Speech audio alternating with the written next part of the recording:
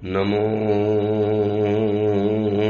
અરિયંતાણમ નમો સિદ્ધાણમ નમો આયર્યાણમ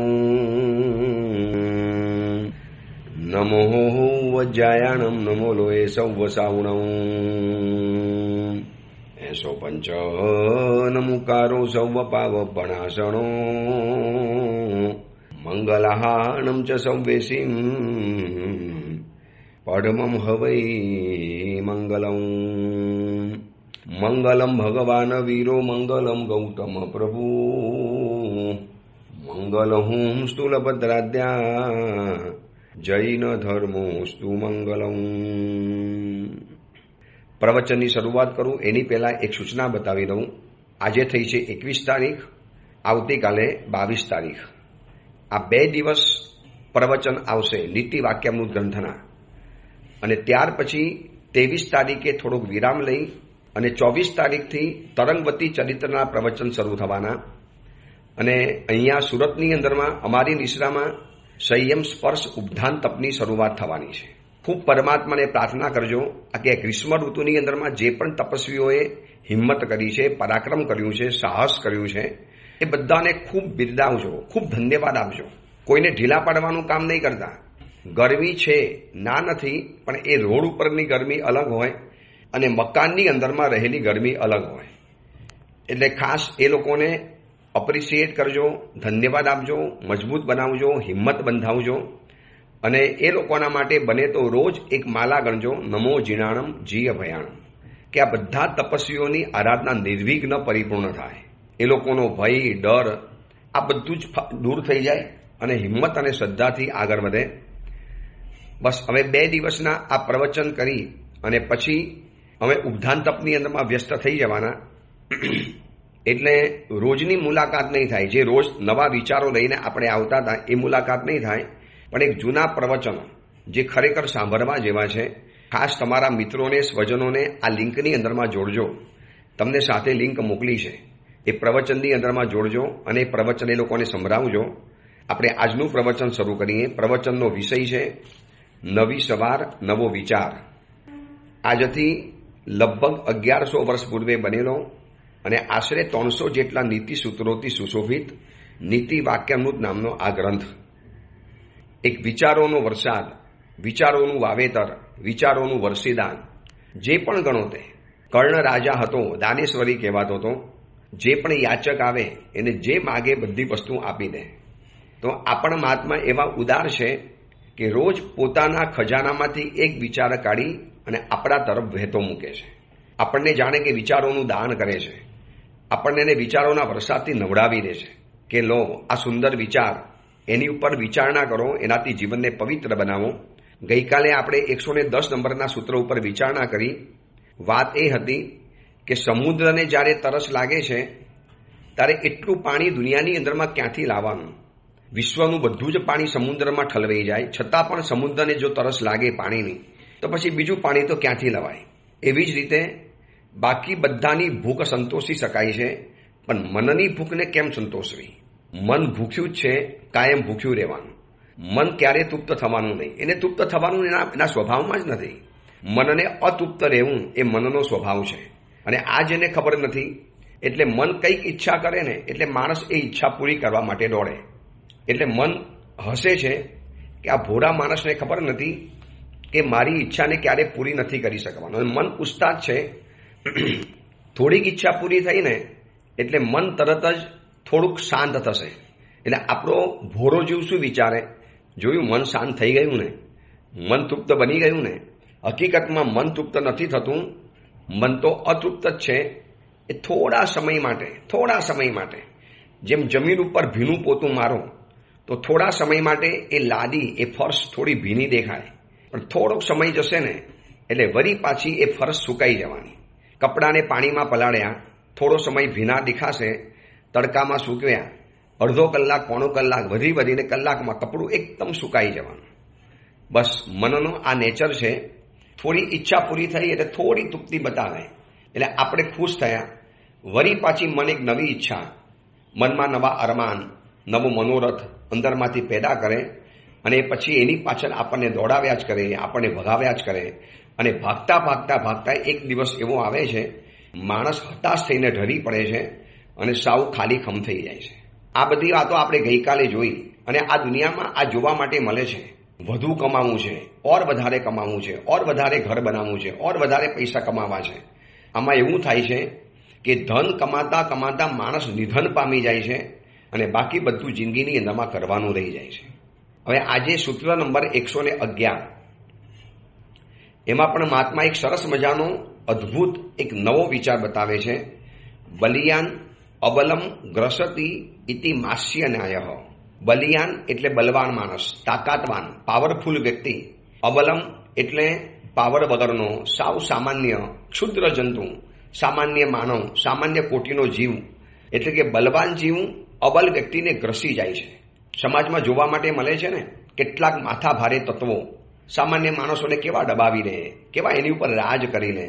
બસ આવો સંસાર જગતની અંદરમાં માસ્ય ન્યાય ચાલે છે. માસ્ય ન્યાય એટલે દરિયાની અંદરમાં મોટું માછલું એનાથી નાના માછલાને ગરી જાય, વળી પાછું એ માછલું એનાથી નાનાને ગરી જાય, એ વળી પાછું એનાથી નાનાને ગરી જાય, અને આમ કરતા કરતા કરતા આખી ચેનલ ચાલે.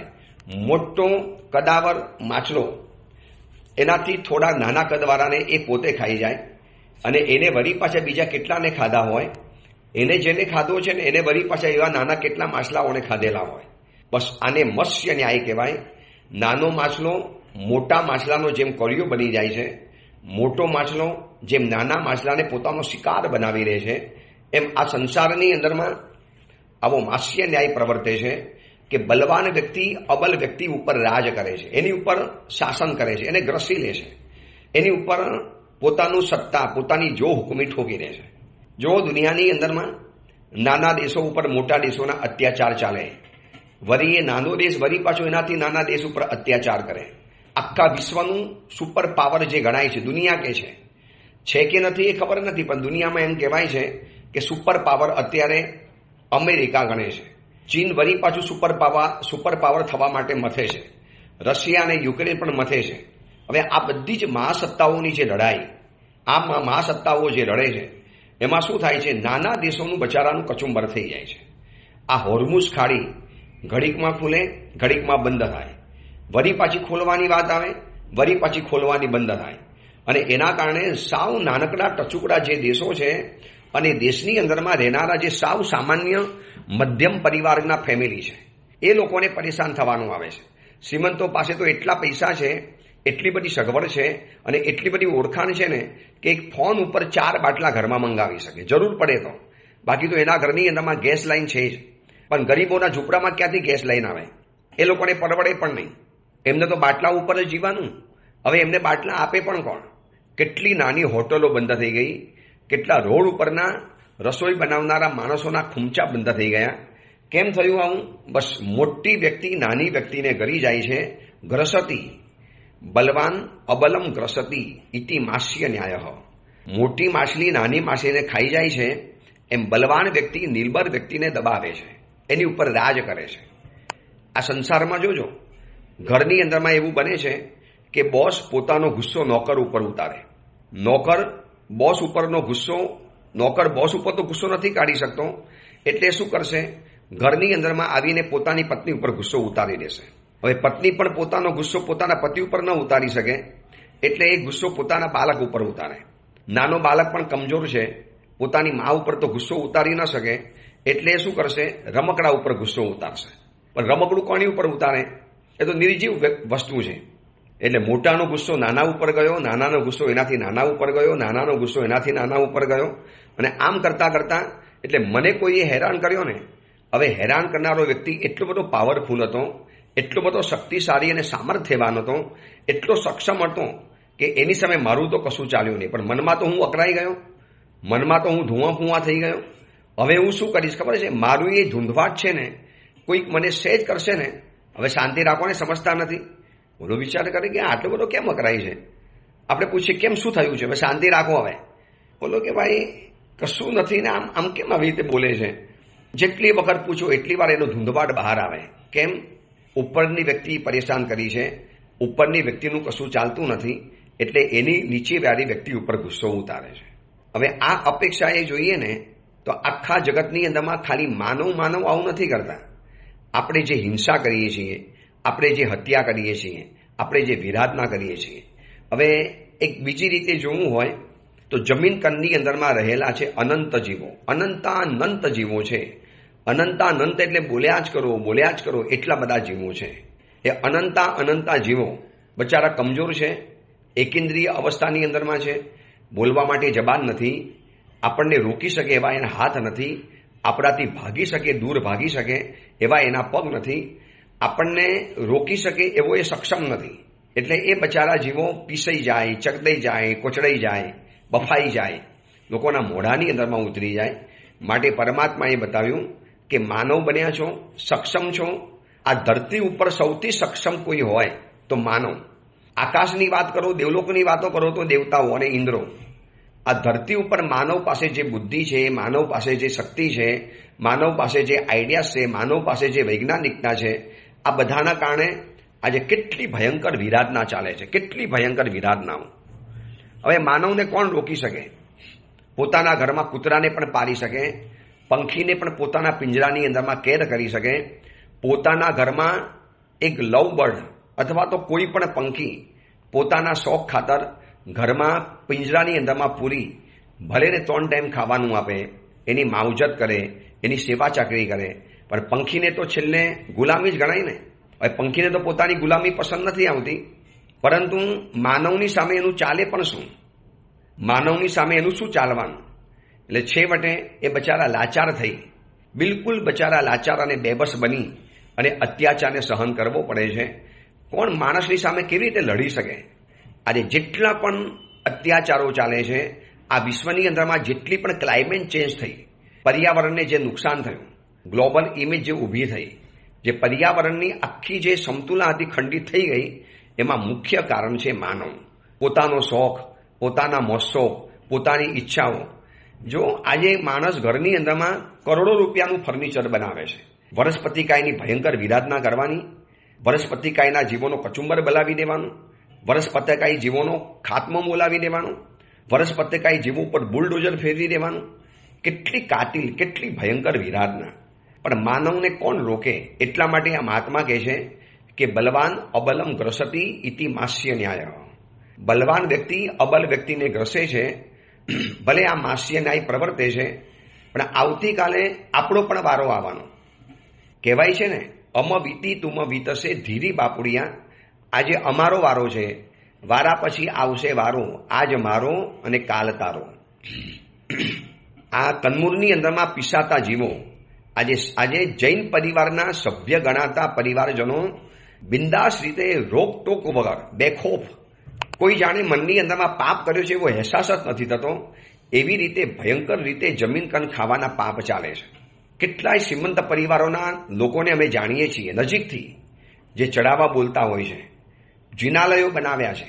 એવા પરિવારના સદસ્યો, એના દીકરા દીકરીઓ, માતા પિતા ન ખાય, દાદા દાદી ન ખાય, પણ દીકરા દીકરીઓ પાર્ટી વગેરેમાં જાય, શરાબ પીવાનો, નોનવેજ ખાતા થઈ ગયા છે જૈન છોકરાઓ, નોનવેજ. અને કંદમૂળ તો જાણે કે બિલકુલ કોમન થઈ ગયું. અભક્ષનું ભોજન, બે રોકટોક થાય, બેખોફ થાય છે. કેમ આવું થાય છે ખબર છે? બલવાન છે, અબલ વ્યક્તિને ગ્રસી લે છે. આજે આપણે બલવાન છીએ, જો અબલ વ્યક્તિને આપણે આજે નહીં બચાવીએ ને, તો આવતીકાલે એવું આવશે કે આ અબલ વ્યક્તિ આવતીકાલે બલવાન બની અને આપણી ઉપર રાજ કરશે અને આપણને કચડી નાખશે. આ માસ્ય ન્યાય ચાલે છે. આપણે બલવાન હતા, કમજોરને દબાવ્યા, હવે કમજોર બલવાન થયો, એ આપણને દબાવશે. બસ આને માસ્ય ન્યાય કહેવાય. તે મારી સાથે આવું કર્યું તો હું તારી સાથે આવું કરવાનું.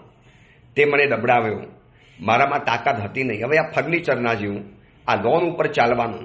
આજે જૈન પરિવારોને ત્યાં લોન ઉપર જે લગ્ન થયા છે ને, હું ઘણી વખત આ ઓડિયો પ્રવચનમાં તમને વારંવાર સમજાવું છું કે લોન ઉપરના લગ્ન ઉપર જવું એટલે મહાપાપના આરંભ સમારંભનું પાપ છે. મહા ભયંકર આરંભ સમારંભ છે. લગ્ન પગમાં બૂટ પહેર્યા હોય અને કુમરા વનસ્પતિકાયના લીલા ઘાસ છે, એની ઉપર 50, 60, 70, 100 કિલોનો માણસ પગમાં બૂટ પહેરીને ઊભો છે. કેટલી ભયંકર પીડા થતી હશે આ જીવોને. પણ બચારા અબલ છે, બોલી નથી શકતા, કેપેબલ નથી, સમર્થ નથી, તાકાતવાન નથી. એ આપણી સામે બરવો નથી પાડી શકતા, આપણને ધક્કો મારી નીચે ફેંકી નથી શકતા. જો એ ઘાસના જેવો બલવાન હોત ને તો સીધા આપણે ઉચકે નીચે પછાડી દે. નાલાયક ખબર નથી પડતી મારી ઉપર પગ મૂકીને ઊભો છે, પરંતુ એ અબલ જીવો છે, આપણે બલવાન છીએ. અને આ ગ્રંથકાર કહે છે કે બલવાન અબલમ ગ્રસતી ઇતિ માસ્ય ન્યાય. બલવાન વ્યક્તિ અબલ વ્યક્તિને ગ્રસી જાય છે, એની ઉપર આક્રમણ કરી મૂકે છે. એટલા માટે પરમાત્માએ આપણને આ ચેનલથી તોડવા માટે જમીન કન ખાવાનું ઓછું બતાવ્યું, લીલોતરી 5 તિથિ છોડવાનું કીધું, બને ત્યાં સુધી પાણી ઓછામાં ઓછું વાપરવાનું, કપડાં ધોવા માટે કે નાહવા માટે. પણ હવે એ તો છોડો, આજે સ્વિમિંગ પુલ જે નીકળ્યા છે ને, આ ઉનાળાની અંદરમાં, આ સમર વેકેશનની અંદરમાં ઉદ્યાન કરવા માતા પિતાઓ દીકરા દીકરીઓને નહીં મોકલે અને પોતાના ઘરમાં રાખીને કહેશે જાઓ સ્વિમિંગ પુલ શીખવા માટે જાઓ, સ્વિમિંગમાં તરવા માટે જાઓ. લાખો ગેલન પાણી જે તરણ કુંડીમાં ભરેલું છે, હોજમાં ભર્યું છે, એમાં નાહવા માટે પડે અને અંદરમાં હાથ હલાવે, પગ હલાવે, છપછપિયા કરે. આ બધું કરવાની સાથે એ કાચા પાણીની અંદરમાં રહેલા અસંખ્ય જીવોને ભયંકર પીડા થાય છે, ભયંકર પીડા. આપણી ઉપર એક વ્યક્તિ તલવાર લઈને તૂટી પડે, સતત તલવારના ઘા માર્યા જ કરે અને જે પીડા થાય એટલી ભયંકર પીડા, એનાથી તો કઈ ગણી નહીં, અસંખ્ય ગણી પીડા એ અપકાયના જીવોને પાણીની અંદરમાં હાથ પગ હલાવવાના કારણે થતી હોય છે. એટલા માટે ભગવાને કીધું કે આવા તરણકુંડ, આવા સ્વિમિંગ પુલ જૈનના છોકરા છોકરીઓ ન જઈ શકે. પણ શ્રીમંત પરિવારમાં આ ક્રેઝ ચાલ્યો છે. બિલ્ડિંગોની અંદરમાં સ્વિમિંગ પુલ બની ગયા, ઘાસવાળી લોનવાળી ફરવાની જગ્યા બની ગઈ. એની ઉપર સવારના પોરમાં ચાલવાનું, ખુલ્લા પગે ચાલવાનું. કેમ? તો કે ઘાસ પગના તરિયાને અડે એટલે ઠંડક મળે, આંખ સારી થાય, મન પ્રફુલ્લિત બને. ભાઈ તમારું તો મન પ્રફુલ્લિત બન્યું, પણ એ અસંખ્ય જીવોનું શું? એ અનંત જીવોએ બચારાએ શું ગુનો કર્યો છે? એનો ગુનો એક જ છે કે એ અબલ છે. અને સંસારમાં નિયમ એ ચાલ્યો આવે છે કે બલવાન અબલમ ગ્રસતી. બલવાન માણસ અબલ વ્યક્તિને ગ્રસી લે છે, એની ઉપર આક્રમણ કરી લે છે, એની ઉપર એટેક કરી નાખે છે. બસ આના કારણે આખો સંસાર એકબીજાથી રીબાય છે. ઘરની અંદરમાં જો પાવરફુલ સાસુ હોય તો નબળી દુબળી અને કમજોર વહુ ઉપર રાજ કરશે, અથવા તો ઘરની અંદરમાં પાવરફુલ તાકાતવાન અને એકદમ રીચ ઘરની જો પુત્ર વધુ આવી ગઈ અને ઘરની અંદરમાં ગામડા ટાઈપની બિલકુલ સાદી સરળ અને ભોળી એવી સાસુમાં હશે તો એની ઉપર રાજ કરી દેશે. આ સિવાય કોઈ બીજું દેખાતું જ નથી આપણને. બધી જગ્યાએ માણસને એકબીજા ઉપર રાજ કરવું છે. કોઈ સ્ટેટ નબળું પડ્યું એટલે આ લોકો સીધો હુમલો કરીને એને પોતાની અંદરમાં લઈ લે. કોઈ દેશ નબળો પડ્યો, અમેરિકાના ટ્રમ્પ સાહેબે શું કર્યું? વેનેઝુએલાનો રાષ્ટ્રપતિ નબળા દેખાયા, રાતોરાત હુમલો કર્યો, ઉચકીને ભગાવીને લઈ આવ્યા, પોતાના દેશની અંદરમાં કેદમાં પૂરી દીધા અને ત્યાંના રાજા બની ગયા. ઈરાનમાં આ જ કરવા ગયા હતા પણ ત્યાં પછડાયા. ઈરાન આવું તાકાતવાન નીકળશે, આવું સમૃદ્ધ નીકળશે એ એમને ખબર નહીં. હવે એવી ફસાઈ છે પૂંછ કે નથી કાઢી શકાતી, નથી રાખી શકાતી. આ બધું દેખાય છે માસ્ય ન્યાય. બલવાન વ્યક્તિ અબલ વ્યક્તિને ગ્રસે છે, બલવાન વ્યક્તિ અબલ વ્યક્તિ ઉપર રાજ કરી લે છે.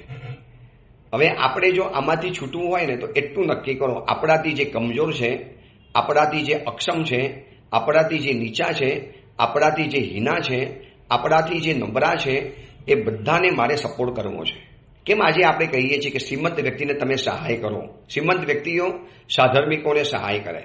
આપણે આ જે કેરીનું રાખ્યું છે ને, એટલી બધી લોકોની અનુમોદના કરું કે ખાલી એક પ્રસ્તાવ મૂક્યો ન મૂક્યો અને લોકોએ જોડી છટકાવવાનું શરૂ કરી દીધું.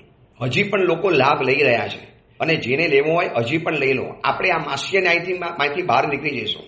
માનો તમે સક્ષમ છો, તમે સમર્થ છો, કેરી લાવી શકો છો, સિઝનની પહેલી કેરી તમારા ઘરની અંદરમાં આવી શકે છે. પણ આપણા કમજોર એવા સાધર્મિકો હજી પણ એવા છે કે જે લોકોને સિઝન પૂરી થાય ત્યાં સુધી કેરી નથી મળતી. હવે એવો એક સાધર્મિકની સામે એક શ્રીમંત વ્યક્તિ રોજ પોતાના ઘરમાં કેરી ખાય તો એમ ન લાગે? શ્રીમંત વ્યક્તિ નથી લાગતી કે આ બલવાન વ્યક્તિ અબલ વ્યક્તિને ગ્રસી લે છે? ભાઈ તમારો જ એક સાધર્મિક કોઈ ગામમાં, કોઈ પરિવારમાં, કોઈ દેશની અંદરમાં એ બેઠો છે અને કમજોર છે, આર્થિક સાધારણ છે, એને ઘરમાં કેરી તો ક્યારેક સામી વસલેમાં જોવા માટે મળે, એ સિવાય જોવા નથી મળતી. અને એવા શ્રીમંતો છે કે જેના ઘરમાં 3 ટાઈમ આમ રસ, પછી હાફૂસ કેરી, ટુકડા કેરી, આ બધું જ પેટ ભરીને ખવાતું હોય છે. ત્યારે એમ લાગે કે બલવાન વ્યક્તિ અબલને ગ્રસે છે. કેરી ખાતા ખાતા તમને આનંદ થશે, સંતોષ થશે. ચલો આપણે એક સાધર્મિક માટે કેરી લખાવી છે. એક પરિવારના ઘરની અંદરમાં આટલા કિલો કેરી આપણે મોકલાવી દીધી છે, એટલે આપણને સંતોષ થાય. અને એના જ માટે આ યોજના મૂકી છે કે માસ્ય ન્યાય આમાંથી બહાર નીકળી જઈએ. બધે આવું નથી માસ્ય ન્યાય. જો આવું ચાલતું હોત ને તો કોઈને સહાય જ ન કરત. આજે એવા પણ શ્રીમંત પરિવારો છે જેને કેટલાય નબળા પરિવારોને દત્તક લઈ લીધા છે. એના છોકરાઓને પોતાના છોકરાઓની જેમ ભણાવે છે, એની સ્કૂલની ફી ભરી આપે છે, એને સ્કૂલનો યુનિફોર્મ આપે છે, એને ઘરની અંદરમાં સીધું સામાન ભરી આપી આપે છે. અને આ મત્સ્ય ન્યાય જો બધે પ્રવર્તી જાય ને તો આ દુનિયા જીવવા જેવી જ ન રહે. શ્રીમંત વર્ગ તો કેટલો રહેવાનો? બધી જગ્યામાં 20%, અરે 30% ગણો, ચલો વધીને 30%, બાકી 70% વર્ગ તો મધ્યમ વર્ગ જ રહેવાનો. એનું પુણ્ય મધ્યમ છે. ગત ભાવમાં પુણ્ય જેવું સાધારણ કરીને આવ્યો છે, ગત ભાવની અંદરમાં પુણ્ય જેવું વીક લઈને આવ્યો છે કે આ ભાવની અંદરમાં બધે કમજોર પડે છે. નથી ઘર મળતું, નથી બિઝનેસ થતો, નથી શરીર સારું રહેતું, નથી પૈસા કમાવાની કોઈ આવડત, નથી એવા કોઈ સહાયકો. તારે એવા સમયની અંદરમાં કોઈ શ્રીમંત વ્યક્તિ, દયાળુ વ્યક્તિ એને સહાય કરશે, એને હેલ્પ કરશે, પોતાના જ્ઞાતિ જન સમજીને એને બધી રીતે હેલ્પફુલ બનશે. તો આ શું કહેવાય છે? એ માસ્ય ન્યાયમાંથી બહાર નીકળી ગયો. આ કેરીની સિઝનમાં આપણે જે કેરી વિતરણનું જે યોજના મૂકી અને એમાં જે લોકો લાભ લીધો એ બધા જ માસ્ય ન્યાયમાંથી બહાર આવી ગયા. હજી પણ ચાન્સ છે, લાભ લઈ શકાય છે. ખૂબ સુંદર રીતે વિતરણ થશે. મારી જ દેખરેખ હેઠળ મારા કહેવા પ્રમાણે જ આખું લિસ્ટ બનાવે, લિસ્ટ મને બતાવે અને કયા રાજ્યમાં, કઈ જગ્યામાં, કયા ગામમાં કેટલા સાધર્મિકો છે એનો સર્વે કરવાની અંદરમાં આવે.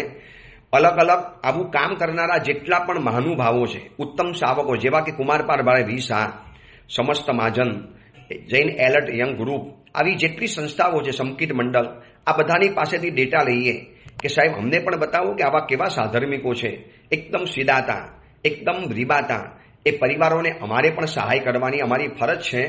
તમને કહું, એ પરિવારના ઘરની અંદરમાં જ્યારે એના દીકરા દીકરી, નાના દીકરા દીકરી જ્યારે કેરી ખાતા હશે, જ્યારે કેરીનો ખાલી થયેલો બાળકો પણ ચાટીને પીતા હશે, એના માતા પિતા એમ વિચારતા હશે કે ધન્ય હોજો એ અનામી દાતાનું કે જેને અમારા દીકરાને આ કેરીથી પેટ ભર્યું.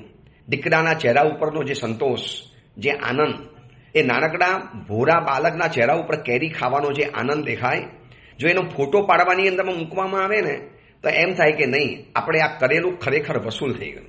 આપણે માસ્ય ન્યાયમાંથી બહાર આવી ગયા. આપણે આ મત્સ્ય ગળ્યાગળ ન્યાયની અંદરમાં નથી કે મોટો નાનાને ખાય, નાનો એનાથી નાનાને પીડા આપે, નાનો એનાથી પીડા આપે.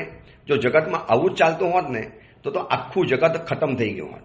હજી પણ દયા ચાલે છે, હજી પણ કરુણા ચાલે છે, હજી પણ અનુકંપા ચાલે છે.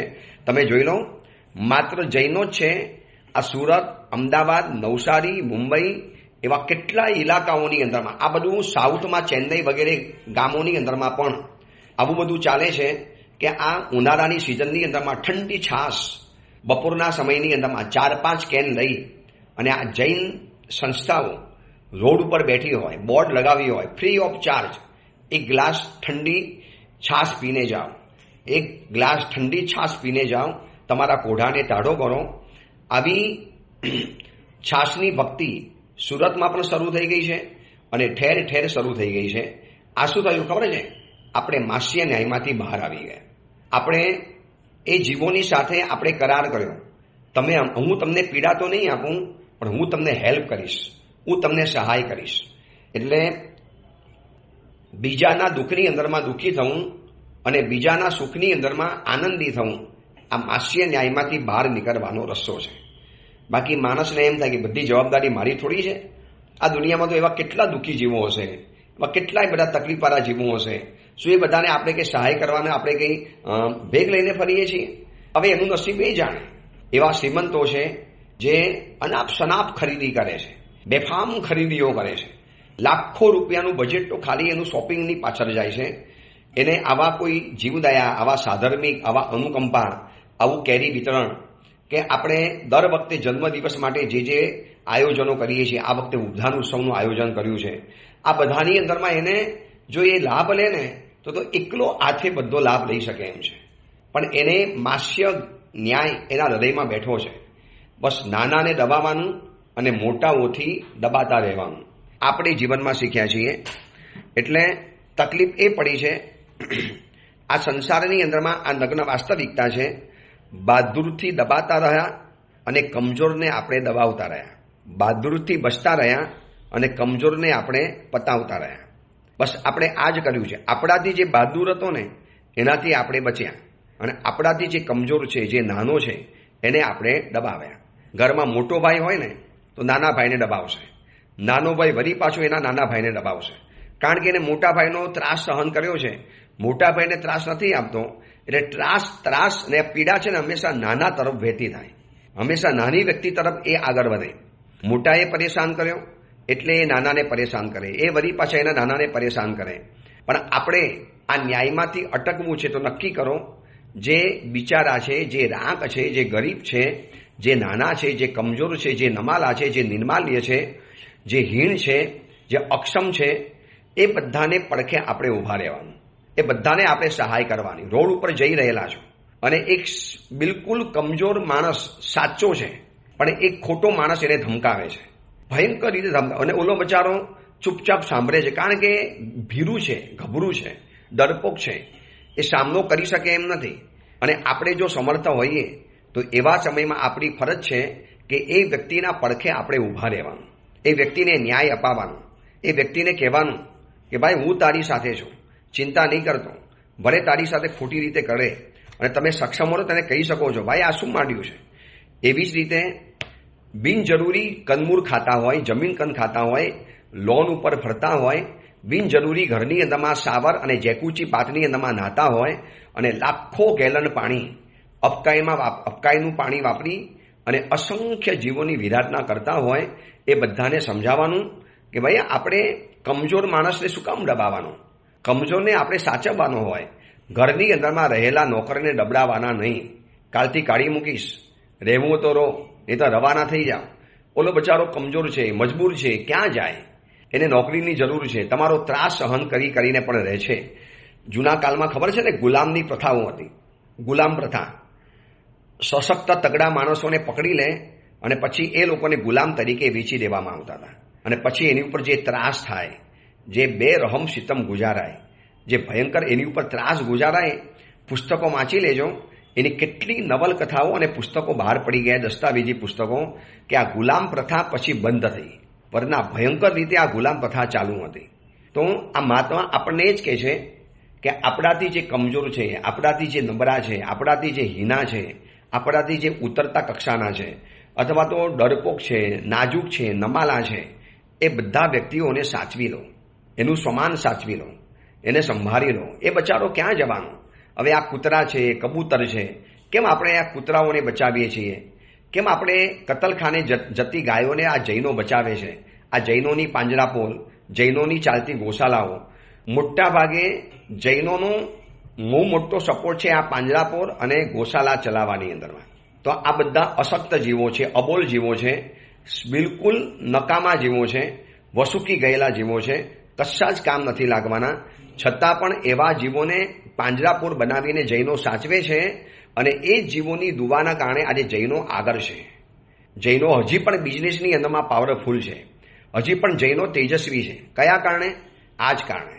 બસ આ મહાત્મા આપણને સમજાવે છે કે બલિયાન અબલમ ગ્રસતી, એ તો સંસારનો ન્યાય છે, એ તો માસ્ય ન્યાય છે. આપણો ન્યાય એ નથી. આપણે તો એ જ કરવાનું છે કે મારાથી અક્ષમ જીવો છે એના પડખે હું ઊભો રહીશ. માનો તમારા ઘરની અંદરમાં તમે 4 ભાઈઓ છો, એમાંથી 3 ભાઈ બહુ મજબૂત નીકળ્યા, સક્ષમ નીકળ્યા, એકદમ પાવરફુલ નીકળ્યા, અને એમાંથી તમારો એક ભાઈ કમજોર નીકળ્યો, બિલકુલ કમજોર. તો હવે આપણી ફરજ શું છે ખબર છે? એ કમજોર ભાઈને આપણે સાચવી લેવાનો, આપણે એને સંભાળી લેવાનો. અમારા સાધુ જીવનની અંદરમાં છે, એક ગુરુને 5 ચેલા હોય, એમાંથી 4 ચેલાને ચેલાના ચેલા પણ થઈ ગયા, પદવીઓ પણ થઈ ગઈ, સક્ષમ થઈ ગયા. અને એક ગુરુભાઈ પુણ્યહીન હતા, સામાન્ય હતા, આરાધક છે, સંયમી છે, પણ સામાન્ય છે. તો એ ગુરુભાઈને મારે કહી દેવાનું કે હું તમારી સાથે છું, ચિંતા નહીં કરવાની, હું તમને જિંદગીભર માટે સાચવી લઈશ. આજે એવા સાધુ જીવનમાં કિસ્સા છે, અમે જોઈએ છીએ. પોતાના ગુરુભાઈને, એક જ ગુરુના ચેલા છે, પોતાનો કંઈ ચેલો નથી, પણ એને કોઈ પણ શિષ્ય નથી, અને પોતાને શિષ્ય પરિવાર છે, તો કહીને આવી જજો મારી સાથે, આપણે સાથે રહીશું, કોઈ મનમાં દુઃખ નહીં લગાડવાનું, તમારે ઓછું નહીં લગાડવાનું. તમને કહું, એ વખતે જીવોની જે દુઆ મળે ને, એ જીવોના જે આશીર્વાદ મળે ને, એ અદ્ભુત આશીર્વાદ હોય. અદ્ભુત એટલે એ જિંદગીમાં આપણને આમ આગળ ને આગળ જ વધારતા રહે. એટલે જ્યાં તમને કમજોર દેખાય, નબળી વ્યક્તિઓ દેખાય કે ઉતરતી કક્ષાની વ્યક્તિઓ દેખાય, એને જઈને પહેલાં તો આશ્વાસન આપી દેવાનું. ડોન્ટ વરી, હું તમારી સાથે છું. મેં હું ના, હું તમારી સાથે છું યાર. ક્યાં ચિંતા કરતે હો, મેં આપકે સાથ હું. આ બિલકુલ ચિંતા મત કરો. ઓલાને કેવી આમ શાંતિ વધે, કેવી ધરપત થઈ જાય. હાસ, આ મોટો માણસ મારી સાથે છે. એમ કનમૂરના જીવોને કહી દેવાનું કે ભાઈ, આઈ એમ વિથ યુ. હું તમારી સાથે છું. હું તમને નહીં મારું, હું તમને નહીં ખાઉં, હું તમને બાફીશ નહીં. હવે મને ગુરુદેવના પ્રવચનથી ખબર પડી કે કનમૂર ખાવામાં ભયંકર કક્ષાના ભયંકર પાપો છે. નરકના દરવાજા હું જાતે ખોલી રહેલો છું. તો શું કામ મારે કોઈ જીવોને મારવાના? મારાથી અસમર્થ છે, અબોલ છે, નમાલા છે, એટલે મારે મારી નાખવાના? તો હવે હું કનમૂર નહીં ખાઉં. હવે હું લોનવાળા લગ્ન ઉપર નહીં જાઉં. હવે હું લોન ઉપર નહીં ચાલું. હવે બિનજરૂરી ઘરમાં ફર્નિચરો નહીં બનાવું. આ લાકડાના ફર્નિચરો બનાવી અને જંગલો કાપાવી અને પર્યાવરણને પણ નુકસાન પહોંચાડ્યું અને આ બધા એકેન્દ્રીય જીવોને પણ નુકસાન પહોંચાડ્યું. હવે હું નહીં કરું. બસ હવે મને ખબર પડી ને, હું એ લોકોના પડખે ઊભો રહીશ. એ લોકોનો મોટો ભાઈ બનીને ઊભો રહીશ. એ લોકોનો રક્ષક અને તારણહાર બનીને ઊભો રહીશ. એ લોકોનું ડિફેન્સ કરીશ. એ લોકોનો ચોકીદાર બનીશ. એ લોકોને સાચવીશ અને સંભાળીશ. બસ આ જ વાત છે. આનું નામ તો આપણે જીવદયા કહેતા હતા. આનું નામ આપણે અનુકંપા કહીએ છીએ. આનું નામ આપણે સાધર્મિક ભક્તિ કહીએ છીએ. આનું નામ આપણે સહાય કેન્દ્ર કહીએ છીએ. આનું નામ આપણે હેલ્પ સેન્ટર કહીએ છીએ. બસ આ જ છે. અને એ જ આપણા જીવનમાં આવે. હજી પણ જે બાકી હોય આ કેરીના લાભ લેવાની અંદરમાં, તો કે આ માસ્ય ન્યાયમાંથી બહાર નીકળવાનો રસ્તો છે. એક સાધર્મિકને હેલ્પ કરવાનો, એક સાધર્મિકને સહાય પહોંચાડવાનો. ચલો, એ અંગેની બીજી વિશેષ વાત આપણે આવતીકાલે કરીશું. આવતીકાલે એક છેલ્લું પ્રવચન રહેશે, આ નીતિ વાક્યામૃત ગ્રંથનું. કેવા અદ્ભુત એક સૂત્રો છે. હવે ત્યાર પછીના બધા સૂત્રો આપણે પછી કરીશું. હવે ઉપધાન તપની શરૂઆત થશે. કાલે એક છેલ્લું પ્રવચન આવશે. તમારી સમક્ષ તરંગવતીના પ્રવચનો શરૂ થઈ જશે. તમને એમ જ લાગશે કે ગુરુદેવના પ્રવચન બંધ નથી થયા, ચાલુ જ છે પ્રવચન ચાલ્યા જ કરે છે, એવો તમને અહેસાસ થશે. એ અંગેની બીજી વાત આપણે આવતીકાલે કરીશું. એ જ મંગલ કામના મંગલ ભાવના. જીનાગના વિરુદ્ધ કાંઈ પણ બોલાયું હોય તો મિચ્છામી દુક્કડ.